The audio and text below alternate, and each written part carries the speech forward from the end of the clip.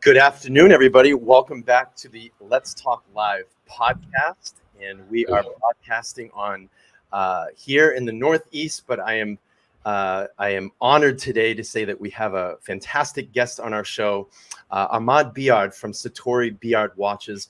Welcome to the show. How are you, sir? Hello. Thank you very much for inviting me. Hello, Brian. Hello, Primo. I'm honored to be here. I quite like the music of the intro. It kind of gets you going. It gets the blood flowing, and gets the show rolling here. So I wanted, again, just welcome you to the show. I am very ecstatic to have you join us today. And I have to admit, I got turned on to your brand a couple of months ago. We did a stream, and a friend of mine was actually on the stream and started to talk about your timepieces.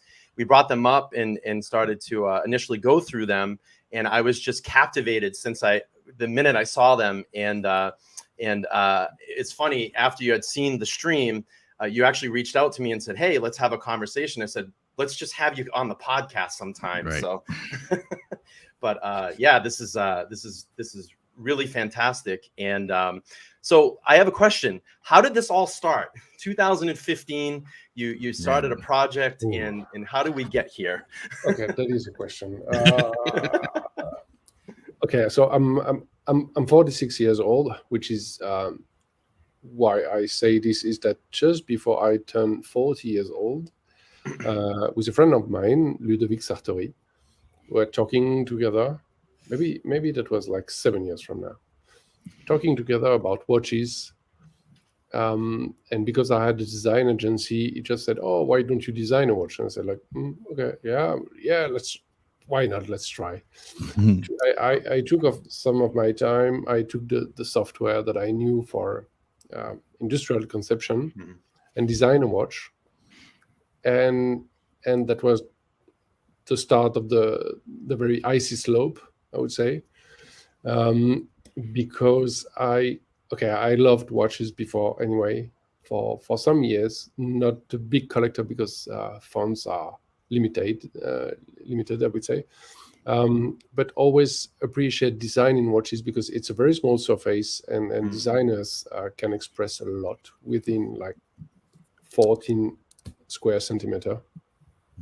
Or 16 or whatever. It's a very small surface. And we started like this. We wanted to design a watch that we would just wear just as a purely egoistic present. Yep. But it turned out that it was more economic. It was a bit situation to create a brand around this. I already had my company. It's quite easy to build a company in France. So we built Sartory Billard just based on our two family names. And we started from there. And so long story short, first model, just word of mouth, 30 pieces. Second model, made in Asia, 300 pieces over 2 years, something like this. SB03 didn't really exist. That was a proof of concept for some kind of design. And it took off really with the SB04 in 2019, sorry. And then I think I was a little bit at the good time, at the good place, because it's a lot about independent watchmakers. I have this chance not to be a watchmaker by training, very self-taught. So I don't get too much influence by the traditional and what your teachers can learn you, that you tend to repeat, sort of. So I'm doing a little bit my way, but I'm a designer, so it took for me quite a time to step back from my designer's ambitions and to get into my customers' shoes. So they're the designers of the watch. So you actually, I think what I read, you were in designing appliances, correct? Or I mean, am I wrong there? Or, okay, yeah. My design agency was based we're one of the most famous at the time design agency consultancy in France, doing a lot of industrial products, computers, phones, medical devices, stuff like this. If I may ask, was it really, did it get, like when you first said, I'm going to do this and I'm going to get into this and make a watch, was it an intimidation in any way? Did you feel like, what am I getting myself into? Or did you kind of just dive in with both feet? Okay, if you ask myself, if you ask me the question, I never think about this. If you ask my wife, she thinks that I'm a fucking lunatic. That's awesome. Sorry. It's fine. You can open forum here, believe me. Yeah. No, I actually I was a little bit lucky because the design consultancy agency I had was taken over by a bigger group. So it gave me a little bit of cash just to survive as a family for 2 years. So for 2 years, I got zero money, and apart from the little cash I had when I sold that was a very small company. But there's always a feeling when you have to do something, you don't really have the choice to. Yeah, it's sink or swim kind of thing, right? You always there's always a very good chance to crash, that it doesn't work. But when you must, in a way, make it work, you find the solutions. You're putting my very tired face shows it. You're putting like some crazy amount of work into, and so far so good. But it took 3 years without any no revenue, nothing. Like every single euro I would earn would go into the production and buy something. So I'm lucky enough to have my salary made of watches for 3 years now, something like this. Nice.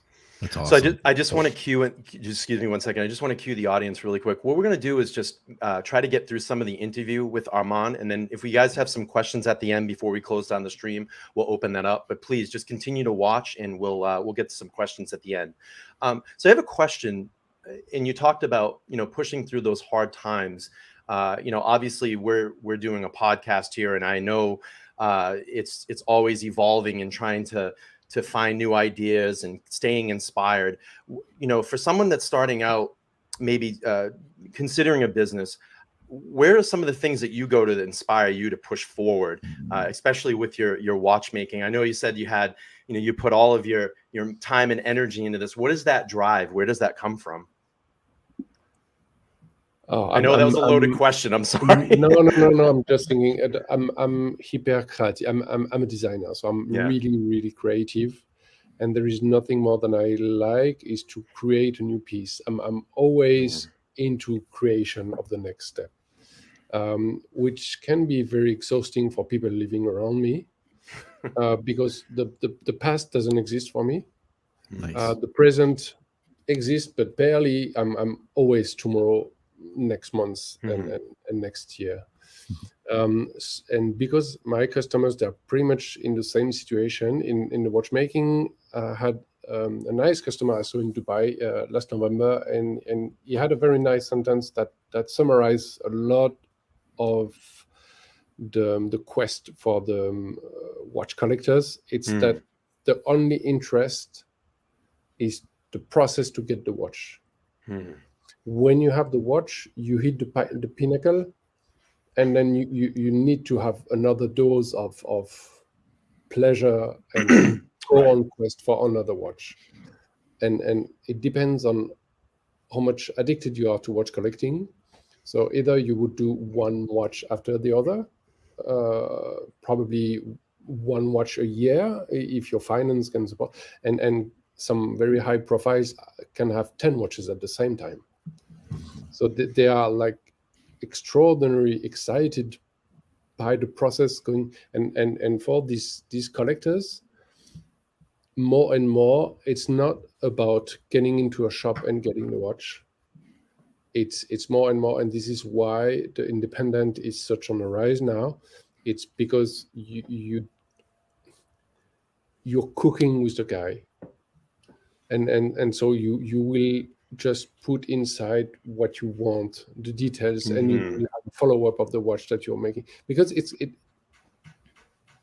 obviously guys who are high profile collectors, they have financial resources that they can buy like 10 times the watch that I'm making. Yeah. So it's less a question about money.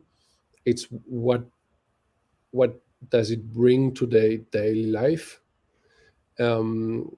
It's you can't satisfy them. It's very hard to satisfy them just to click and buy. I mean, it's like not a good goal. I mean, you need to bring, the thing that they choose, the thing that participate to the making, the experience, the whole experience. Yes. Yeah. Yes. It's a big word nowadays around this, but it touches everything. I mean, if you even making like a bespoke shirt, I mean, you're going one and twice to get your measures done, and the guy will know your name, and there is something just, and it is just a shirt, but everything that goes around is different. So yeah, it's that. So I have a question. Where do you think you get your inspirations and your designs from? Your shapes and colors and the textures that you use. I notice that you use these very bright and vibrant colors that really pop out. And like I said, when I look at your portfolio, I follow your Instagram almost daily, and you always have a new piece up. The mosaic dial that you just did is just amazing. It's amazing. But where does that come from? Do you think that comes from inside? Is it something, maybe an art form that you followed, or is it? I'm just in between of a frustrated engineer and a frustrated artist. So I'm not good enough to be an engineer. I mean, if I would build rockets, I mean that. And I'm not an artist. I mean, I can actually really good draw. I'm a very good drawer, but I have no talent for paintings, for colors, something like this. But I think I'm good at combining technical constraints from the mechanical, from the engineer point of view, from the design point of view, plus aesthetic parts that are just given by my customers. Because what I'm very proud of is that I don't design the watches, actually. I give a canvas. Okay. Nice. Even for the 04, the 05, and the watches the customer does it. Yeah. I'm giving them a canvas. I mean, the watch is like this. These are the fixed part that you cannot move. These details you can change. And the customers always come with an ID. And what I love, I've been traveling a lot in my when I was 30 years old. I had the chance to do a world tour for 2 years with a backpack, and when you do this, you just discover that you understand that your culture that you've been raised for your entire life is just like a very tiny thing. I mean, it's just you, your family, and even in the next city, it's different. So in the next country, it's different. And the next continent, I mean, it will be totally different. So colors that you would consider yourself like cool would signify bad luck or death in another continent, and colors that you would find very odd would be a lucky charm. That's very true. And when you're working like this, you're making a step towards the customer, and you stop being pretentious, because I think designers can be very, very pretentious when they say, okay, this is my work, and the entire world has to take it like this. And I said, like, no. I mean, maybe, okay, if a Parisian designer makes, I don't know, like a bus top for Paris, It will be inspired by the French art and blah blah. So it will work. But if you take this design and put it in New York or in Japan, the guys would look like say, yeah, it doesn't make any sense there. So it's a little bit of a problem for me when major brands release this one model for the whole world. I find it a little bit pretentious, actually. And I think that if you want to emphasize and to prioritize the experience and the happiness of your customer, you have to just listen to him and say, okay, what do you like? I'm talking this day with the customers from Thailand and another one from Malaysia. And the customers from Thailand is working on two SB05 with incredible dies. It would, at this stage of the design process, it mixes tiger-eyed and gold polished titanium. And the second one mixes ruby and burgundy polished titanium. It's incredible. And if you've been traveling in Thailand apart from Phuket, you would know that Thailand is a very colorful country, and these colors makes absolute sense in their culture. And once you know this, you say, okay, it does make a lot of sense. So you just start to talk with the customer, and you get a little bit into his shoes, into his culture, into what he likes. And I would personally not wear these watches, but that's cool because I'm not making the watches for myself. But once the customer has the watch, he just love it. So it's good that you say that, because that was actually going to be one of my next questions. I find that you're very involved in the customer service and reaching out and learning about what your clients, everything about them to involve, in making their watch. And I think this is a fantastic thing. Do you think that maybe some of the more major brands could get a little bit more involved in their customers to maybe reach out and do more specific pieces like you're doing? Because I know that, you have a watch now, independent watchmaker like yourself gets involved with the client, and now you have just more of a major retailer that's just kind of pumping out watches to production. So there is two things. First of all, if I'm being egoistic, talking for me and all the independent watchmakers that believe, like me, that customization and listening to the customer is the best thing, let the big brands continue what they're doing. I mean, they're just pushing us customers. Sure.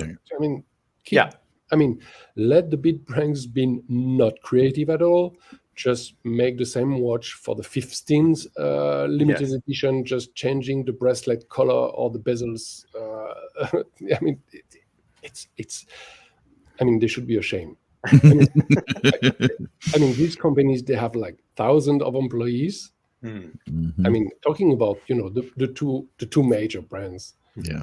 Like the one with the crown. I mean, if you're a designer there, I mean, you just don't put this on LinkedIn. I mean, you wouldn't advertise that you're a designer for them.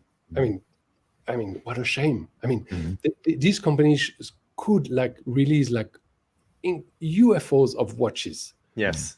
Working concept watches, making something crazy, and work on their daily production. But they are stuck for 50 years in the same thing. So okay, that's fine. And they actually, why wouldn't they bother to make better? Because anyway, they are sold out instantly. And for the other brands, which are more clever, and big brands like Cartier, I really love Cartier. I think they're very creative. And they are, I talked about this, and they are highly creative, and they are really listening to the local markets, because they often release pieces. You can call them limited editions or special editions, or local editions, that are taking consideration the local taste and things like this. So it's there is some good things on these big brands, but you also can easily understand that if you're a very big brand, that you have the financial control and all these layers of the cake and people working. It's very complex to take decisions. And the bigger the company is, the less risks the people will take inside, because they would get kicked out of their position very quickly if they make a bad choice. If you're an independent company and you are like 10 people or 20 people, I mean, you're really free to operate your boat very, very quickly. And within sometimes 2, 3, 6 months, create a new product, get into a new market, do something different. When you see the brands like Uhrwerk, like the between like MBMF, MBMF, I don't know, Global Force, all these one, they are from 20% to 100%. So they are fairly small companies. They are highly creative. Yesterday, Uhrwerk released a piece that is fully engraved with some South American designs, and it's a beautiful piece. So they have good designers. They're taking some risk, and they're most of all having fun. And I think that when you're having fun with your brand, with your product, it reflects into this, and it gets into the customer, and it does want the final customer also does want to have fun. I believe. So I follow a American watchmaker, independent watchmaker. His name is Dan Spitz, and I watched an interview once. I watched an interview once with him talking about him producing his pieces and having very much difficulty getting parts for them, even though he's had a long track record of working with Patek and just his pedigree of watchmaking and watch repair. And when he decided to start making his own pieces, he said that it was some of the most difficult thing to get parts for his actual watches and produce them. Have you come across any of that? And if you have, what are some of the things that you've done to bridge the gap to build relationships with those suppliers or partners to make your pieces? It's difficult every single day. Dan is an incredible guy. He's live through guitar player to now watchmaker. But the watch that he makes are fairly complicated. Yes. And if not like extremely complex. It's insane. So I can believe, and he's making 2 or 3 watches per year. Yeah. So if you want to have 2 or 3 parts for a watch, it's fairly difficult. I'm in a position which is a little bit different, because I'm able to order every watch parts as a group, as a minimum of 50 to 100 parts. Nice. For some parts, I would make 1 order per year. That would be around 100 pieces, and that would be enough in a year. And so I know that every summer I will ask again for the guy to start the production of these, or cases, or sapphire glasses, and do not stress him out, so he can deliver this in 4 or 6 months. But you need to work a little bit in advance. That was one of my emails like earlier this week, was about the production plan for cases for 2002, 3, and maybe 4. So you're already thinking ahead, yeah. Yeah, always thinking ahead, thinking, okay, I should be able to produce or not to sell so many watches. So I would ask this amount of parts, but you need also to have the cash to buy at least the part of the parts. You, for example, if I'm talking about movements, so I placed an order for 100 La Joux-Perret movement for the watches.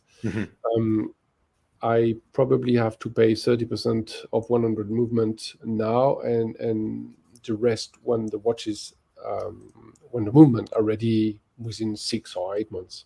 Nice. So you have also this time to save money, but you also have these months to be sure that your business flow is fine enough, because you're taking a risk, because the sums are really very, very big for when you are independent. So 100 movement could be 50,000 or even 70,000 euro.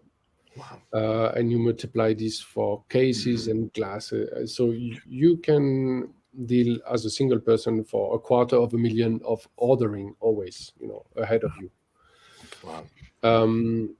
So it takes some time, it takes some risk, it takes also a good understanding and a good discussion with the suppliers, saying, okay, I want to ask this, or you're giving them something and you're waiting a little bit something in return.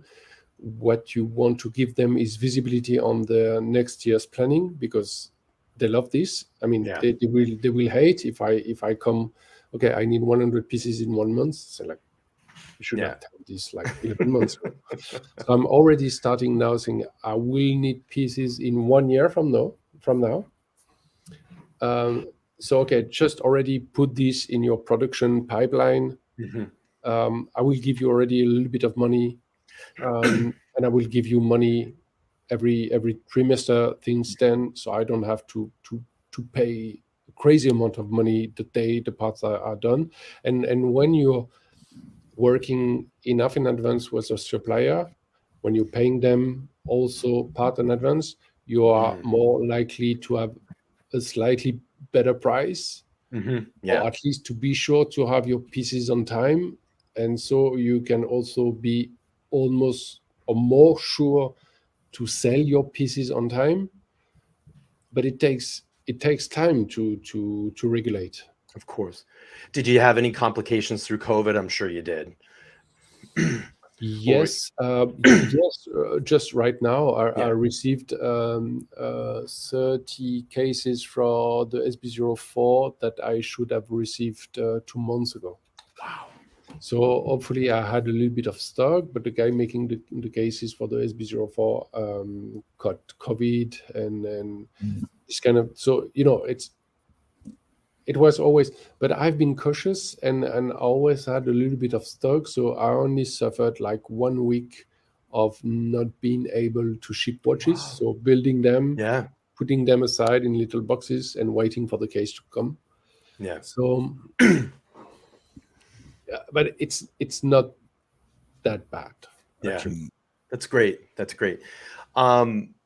So I know that we're quickly entering this digital age. Everything is digital, and I'm afraid that we may lose the traditional art of watchmaking or independent watchmaking, and I don't want to see that go away.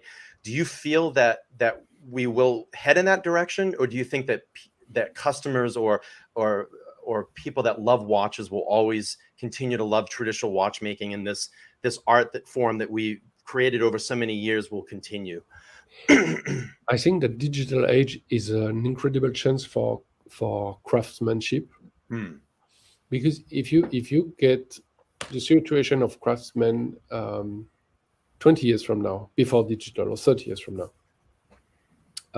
you would sell locally, or you would go to a fair, and maybe once a year you would take a plane, if you're successful enough, to go to another country to a fair and trying to do something. And that was really difficult. But now, if you are a craftsman, plus you're showing what you're doing online, the world is your market in a way that when you're working alone, you just need to make a very, very small amount of products per year to be able to live out of this.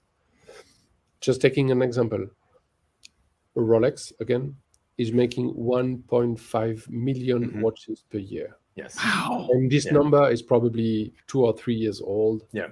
So they're probably a little bit more. If you're taking all the independent watchmakers, naming Journe, MBMF included, Acrivia, I don't know, all the guys that are independent, the total amount of production doesn't exceed 10,000 pieces per year. So, I mean, we have to sell them. I mean, Yes. if there is on one side of if you're making these little fancy shots on Excel and you make like Rolex, independence, like, okay, where's my like this? And you say, of course, there is like a part of the guys buying Rolex that will look down and say, oh, there is like other brands doing something else. So there is still room for watchmakers, but this applies to every single craft. I mean, we talked about shirts, that could be shoes, that could be, I don't know, suits and cars. Suits, cars. Yeah, it's not that easy to ship by post, but Yep, exactly. but yeah, everything that can be done by a very small team and that can be easily moved through borders, you can fairly make a living out of this, living out your passion. Because if you're trying now to renovate a house, as we are doing here, and you want to find a guy who is capable to make like wood doors, a very nice wood door, something like this, you're just lucky to find like this one guy in your village or in the city. Right. But if you want a door knob made of a very nice brass, I mean, you can dig the entire internet and get a guy from the village next to you, Primo. Right. I don't know. There is maybe a guy making doorknobs that are fantastic in your city that I could be able to buy and get on my doors in Autun in France. So you see. Yes. Yeah. So do you have any pieces that you could show us? Yeah. Oh, that's great. Awesome. So what we'll do this, Armand is very busy. He's very kind to come and do this today. We're going to take probably maybe 15 more minutes. He can show some of the pieces and talk to us about them. And then if we could take a few questions at the end from the audience, if you don't mind. I'm going to, okay. Just sure. Yeah, do you think? Take your time. This today, because I was casing them today because I told you that I was lacking of cases. I'm gonna. Oh yeah, look at that. There's the mosaic. Oh wow. Wow. So can you tell us just a little bit about that to the audience that is a very fun project. That is a customer from Singapore that is making pens in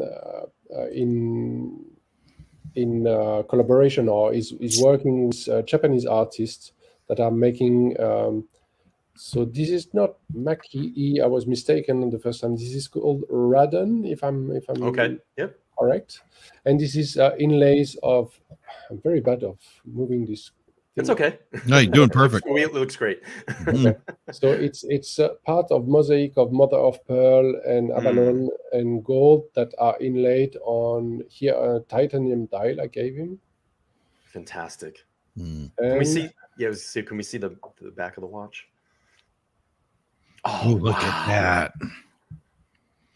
It's beautiful. Yeah. Absolutely. So we have a question from the audience that said, "Can we see the movement? Could we see the back?" Oh yeah, this is. So great. this is automatic movement from STP with a pale blue titanium fluted ring that I add on the rotor. I love that. Actually, I can. Wow. Gorgeous.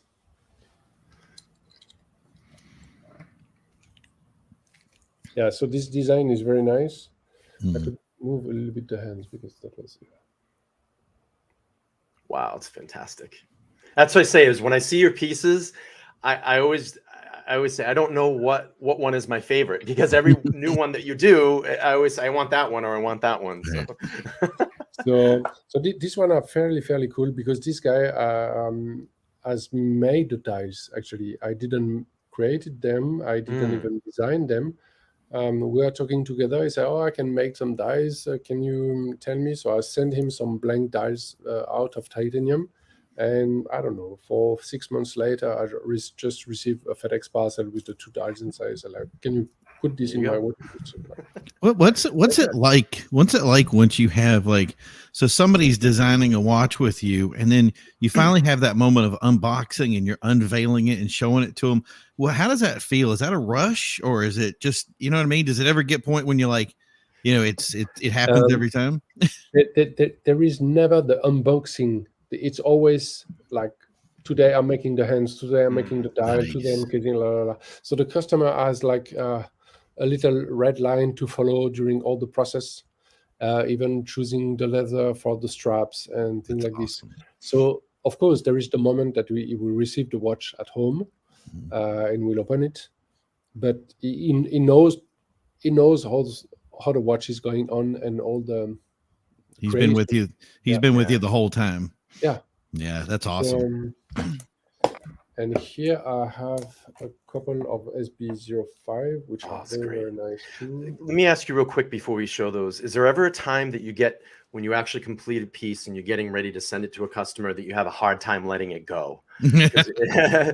Do they all have a special place in your heart? Is what I'm asking. Yeah, I always remember the relation I had with the customer at a given point making the watch. Some customers are really close to me now, so we even talk or chat, just not talking about watches. Sure. Some customers are less personally involved, so it always depends. It will be really different. Because I'm making so few watches per year, like around 150 or something, or maybe maybe a little bit more, maybe 80 watches per collection. I always remember the customer, and I can always relate to at this moment we talked about this, and so.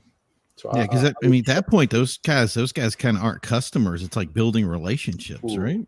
Yeah, with some guys or some customers, this is really building a relationship, and we will meet during events. Aventurine dial.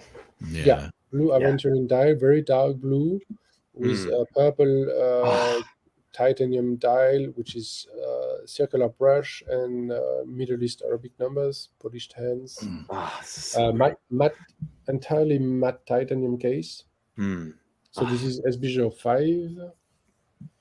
Oh my God! Yeah, it's stunning. So the movement is really cool, symmetrically perfect. It's just excellent.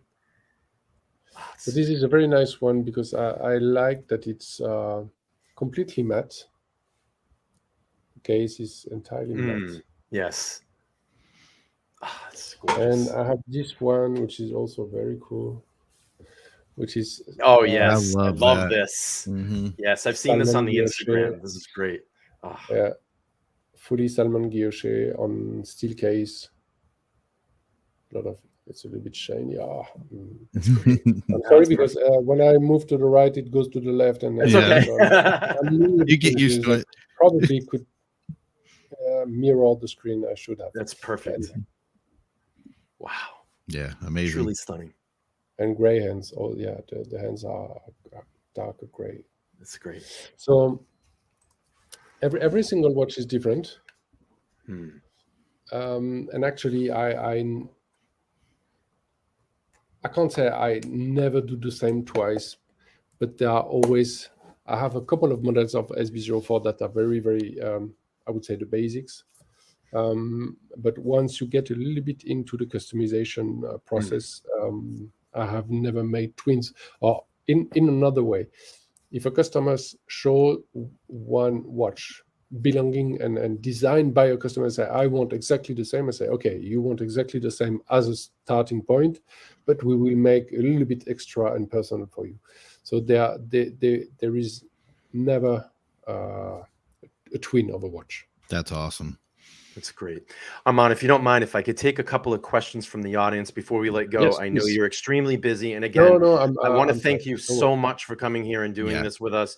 And actually to show and see your pieces have been truly amazing. So if anybody wants to drop a question in the chat, we'll take a couple from the audience here, and then we're going to let Armand get back to watchmaking. So, so guys, if you have questions, please feel free to drop them and we'll pull them up do a couple questions here.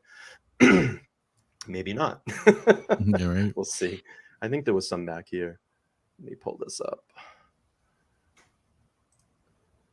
So Peruka asks, I have a question. Max Brewster once said that one of the most difficult things when making a watch is getting good photos of it. Would you agree? Yes. Yes, because and I absolutely can understand that Max said this, because his watches are stunning when you hold them, when you see them. They are like sculpture on the wrist. But I can absolutely understand that they are very, very difficult to take in pictures. I would say it's a little bit like a Harley Davidson. In the street, in the metal, it looks awesome. In pictures, it looks crap. Yeah, totally true. So, unfortunately for them, they probably have a very hard time or understanding. So you just need to see some watches just to understand this, because actually with the digital age now, you can just take a very random crappy and quick video of it and push it on Instagram or somewhere. But that would complement the picture. But when you have like just a picture on the magazine, it most of the time, for very highly designed watches like the one MMF are doing, it won't give justice to the beauty of the watch. So Design Atelier is asking, Armand, how do you feel about micro brands, and do you consider yourself as one? I do not consider myself as a micro brand, because for me, micro brands are creating a higher volume in sales that I'm doing. Probably working sometimes with retailers or only online, but there will be more sellers of watches than makers of watches. It's a tiny difference between saying micro brand and independent watchmaker.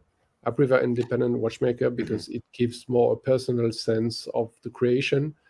I would say that micro brands have also can take a lot of benefits from Kickstarters or things like this. Or they come in and they say, okay, we can make 1,000 of this model and sell it for a very good price. But it's a little bit different work. Yeah. Peruka has another question. He said, I don't know if it's already been discussed, but how and why did the design evolve so much from the earlier models to now? That's a very good question. Because in the SB01, SB02, I was really egoistic about the design, making the design myself, and proposing like a single version of the design until the moment that, as I told a little bit earlier, that I understood that customers should be the designer of the watch. That changed everything in my head. That changed everything in my work, in my daily work. That brought success. I mean, better sales. So yes, there have been quite a change in the design language. But actually, it's a good thing, and I think like a brand is a moving form, and it has to evolve. It has to change, because the maker, the owner, also changes. The world changes around him, and if you are stubborn and you want to make the same watches for 100 years, that's cool. You can call yourself Panerai, but it's boring. I mean, sorry. It's true. It's true. Yeah. You should always evolve in your craft. I mean, I always say that. You should always move forward. It's not making a case made of forged carbon, or putting some Luminova on the case that will make something different. You can still keep your DNA, have one foot on your historical legitimacy, but bring something to the future. I mean, car makers can do it. Mhm. Ford is making this. Yeah. Ford is now making EV that Mhm. are not that. I mean, not that bad, I would say, Mhm. in a way that they are working on this.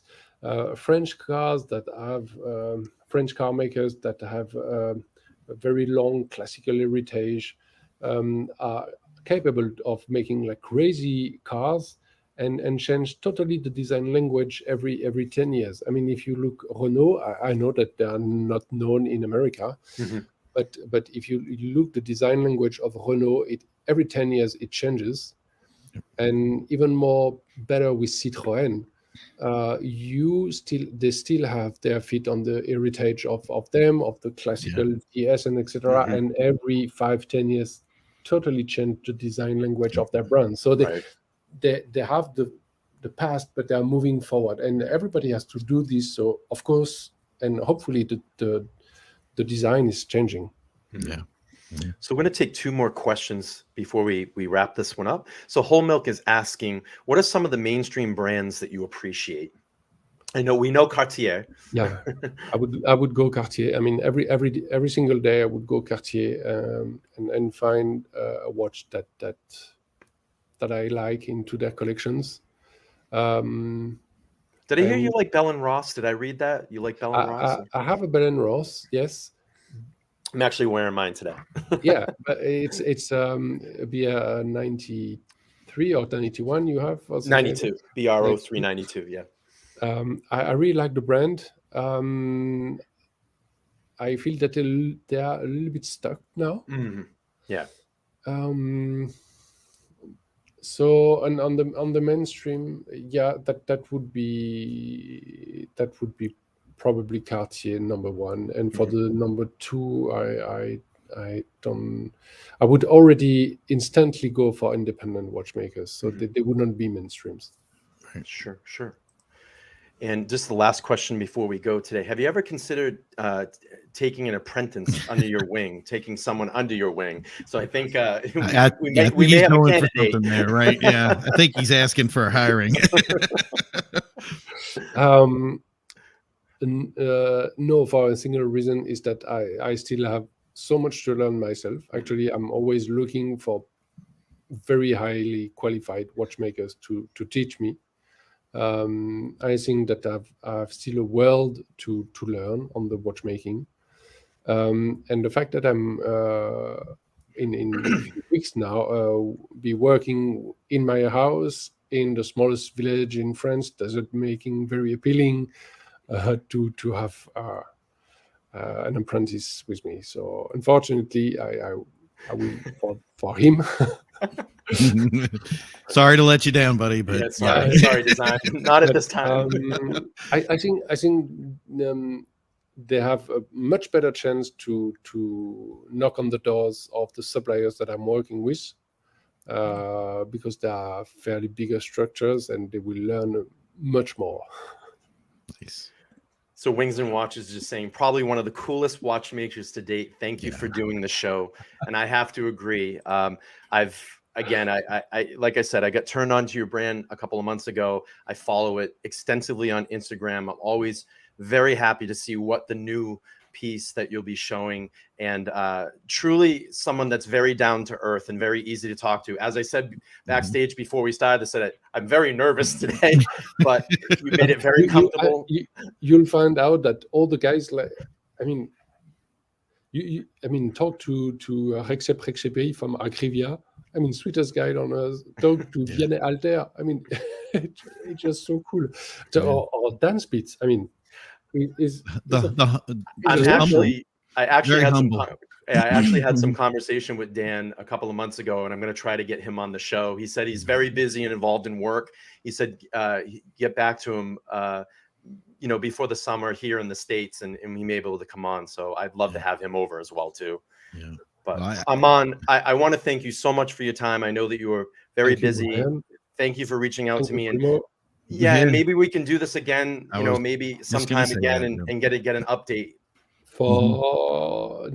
Okay, let's take a meeting 20 March. Next year, 2023. time, pretty Yeah, much. sure.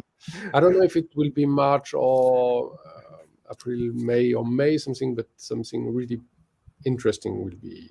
Oh, great. Oh, That'll okay. be great. So let's keep in touch, and I hope that someday that I can add a Sartory Billard watch to my collection. It's something that now I'm inspiring to do. And again, like I said, every day that I look at Instagram, I just can't pick a favorite watch. So, guys, I'm gonna drop the Instagram link in the chat. So please go over and follow Armand's brand, Sartory Billard watches. I really would appreciate that. And with that being said, we are gonna end the show today. Thank you for everybody watching in the chat and being interactive, and we'll see you guys on the next show. Armand, thank you again so much you for very taking much. this time. Beautiful. Thank you so much. Enjoy Bye-bye, your guys. afternoon. Bye-bye.